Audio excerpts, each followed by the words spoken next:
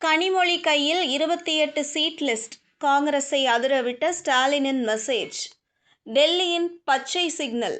தேர்தல் நெருங்கி வருகிறது. ஆளுங்கட்சியான திமுக மற்றும் அதன் பிரதான கூட்டணி கட்சியான காங்கிரஸ் இடையே ஆட்சியில் பங்கு என்ற விவகாரம் பெரும் புயலை கிளப்பியுள்ளது. இந்தியா டுடே வட்டமேசை மாநாட்டில் முதல்வர் ஸ்டாலின் பேசிய கருத்துக்கள் மற்றும் அதற்கு அடுத்தபடியாக நடந்து வரும் அரசியல் நகர்வுகள் தமிழக அரசியலில் பெரும் விவாதத்தை ஏற்படுத்தியுள்ளன. இந்தியா டுடே மாநாட்டில் ஸ்டாலின் பேசிய போது, தமிழ்நாட்டிற்கு ஆட்சியில் பங்கு என்பது ஒத்து வராது என்பது எங்களுக்கு தெரியும். காங்கிரசுக்கும் தெரியும். அது இடையில் சில பேர் கிளப்பிவிடும் பிரச்சனை.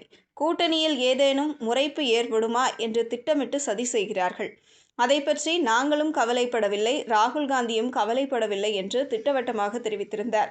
அது மட்டுமல்லாமல் ராகுல் காந்தி உடனான உறவு குறித்து முதல்வர் ஸ்டாலின் பேசும்போது, ராகுலை பொறுத்தவரைக்கும் அரசியலை தாண்டி ஒரு மூத்த சகோதரராக என்னை பார்க்கிறார். நானும் அவரை சகோதரராகத்தான் பார்க்கிறேன். அரசியலை தாண்டி சொல்கிறேன். குடும்பத்தில் ஒருவர் போன்று என்னை அவர் கருதுகிறார். நானும் அப்படித்தான் கருதுகிறேன் என நெகிழ்ச்சியாக கூறியிருந்தது பலரது கவனத்தை பெற்றிருந்தது.